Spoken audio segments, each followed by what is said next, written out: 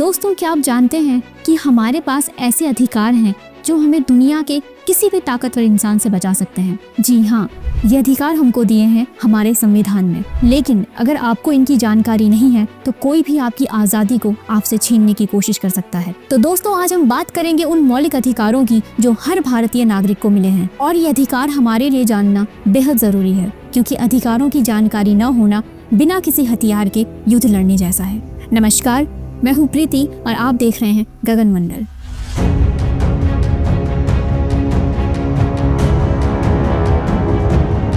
मौलिक अधिकार सुनने में ये कितना भारी लगता है ना, लेकिन दोस्तों इसका मतलब बड़ा ही सरल है। ये वो अधिकार हैं जो हमारे भारतीय नागरिकों को उनके जन्म से ही मिलते हैं। जैसे कि हमें सांस लेने का अधिकार है, वैसे ही संविधान ने हमें स्वतंत्रता, समानता और सुरक्षा जैसे अधिकार दिए हैं। तो दोस्तों, अब सवाल उठता है कि हमारे पास वो कौन से अधिकार हैं जो हमारी जिंदगी को बदल सकते हैं। तो दोस्तों, बात करते हैं हमारे पहले अधिकार की, जो है समानता का अधिकार। इस अधिकार के अंतर्गत हम चाहे किसी भी जाति, धर्म या लिंग के हों, कोई भी हमारे साथ किसी भी प्रकार का भेदभाव नहीं कर सकता। लेकिन सोचिए दोस्तों, क्या हमारे आसपास ये सारे अधिकार सही तरीके से लागू हो रहे हैं? तो जवाब आता है नहीं।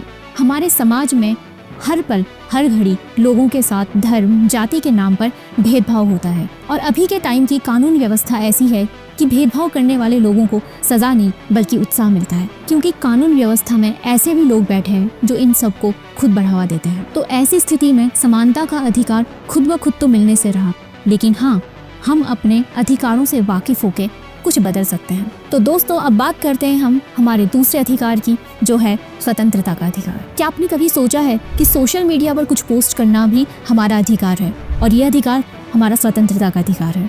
लेकिन ध्यान रहे कि ये आज़ादी जिम्मेदारी के साथ आती है।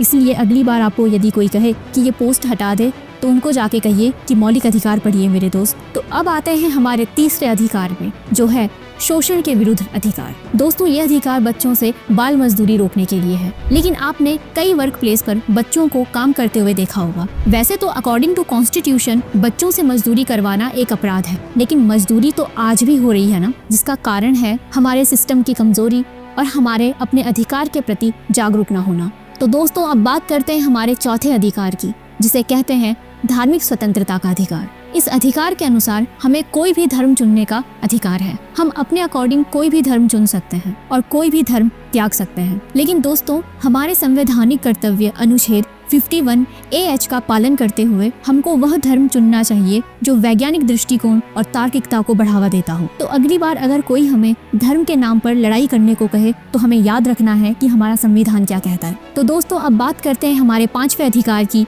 जो है शिक्षा और संस्कृति का अधिकार। क्या आप जानते हैं कि हमारे संविधान ने अल्पसंख्यक समुदाय को अपनी भाषा और संस्कृति को बचाने का अधिकार दिया है? ये अधिकार हमारी धरोहर को बचाने का एक जरिया है। तो दोस्तों, अब बात करते हैं सबसे अंतिम और महत्वपूर्ण अधिकार के बारे में, जो है संवैधानिक उपचारों का अधिकार। अगर आपके अधिकारों का उल्लंघन हो रहा हो तो आप इसके लिए सीधा कोर्ट जा सकते हैं। इसे right to fight for your rights कहते हैं। दोस्तों, मौलिक अधिकार हमें सिर्फ सुरक्षा ही नहीं देते, बल्कि हमें हमारी जिंदगी को एक सही दिशा में जीने का हौसला भी देते हैं। लेकिन इनके लिए हमें अपने अधिकारों के प्रति जागरूक होना पड़ेगा। लेकिन दोस्तों, सवाल यह भी आता है कि हम अपने अधिकारों का सही इस्तेमाल कर रहे हैं या नहीं। सोचिए, अगर हमें बोलने की आज़ादी मिली है तो इसका अर्थ ये तो नहीं कि हम किसी को भी अपमानित कर सकते हैं। दोस्तों, हमें इस बात का भी ध्यान रखना होगा कि हमारी स्वतंत्रता वहाँ पर खत्म हो जाती है जहाँ पर हमारे अधिकार से किसी और के अधिकार का हनन हो रहा हो। और यही वजह है कि हमें न सिर्फ अपने अधिकारों को जानना चाहिए, बल्कि उनकी सीमाओं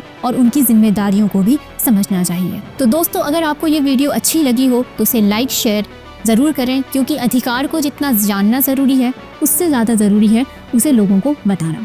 ऐसी वीडियोस के लिए बने रहिए गगन मंडल के साथ और हमारे फेसबुक पेज को फॉलो करना ना भूलें। धन्यवाद।